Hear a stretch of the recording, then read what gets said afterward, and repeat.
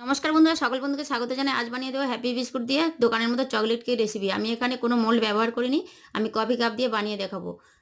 বিস্কুটগুলোকে গুঁড়ো করা হয়ে গেছে, এরপর নিয়ে নিলাম একটি পাত্রের মধ্যে, দিয়ে দিলাম তারপর হাফ কাপ চিনি আর লিকুইড দুধ দিয়ে ভালো করে ফেটিয়ে নেব।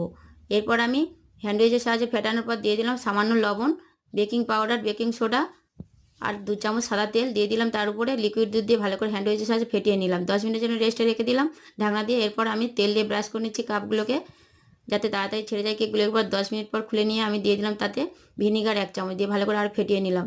এরপর কাপগুলোর মধ্যে পরিমাণ মতো করে দিয়ে দেব, হাফ কাপ করে দিয়ে দিয়েছি। এরপর আমি কড়াই গরম করে তার মধ্যে বালি দিয়ে আরও গরম করে নিয়েছি বালিটা। এরপর স্টিলের থালা দিয়ে তার মধ্যে কাপগুলো সাজিয়ে দিলাম। 15 মিনিটের জন্য ঢাকনা দিলাম। 15 মিনিট খুলে আমি দিয়ে দিলাম চেরিগুলো, দিয়ে আরও 10 মিনিট ঢাকনা দিয়ে দিলাম। 10 মিনিট পর খুলে দেখলাম আমার কেকটা রেডি হয়ে গেছে। কাঠি দিয়ে দেখে নিলাম। ভিডিওটি ভালো লাগলে লাইক, কমেন্ট, শেয়ার, সাবস্ক্রাইব করতে ভুলবেন না।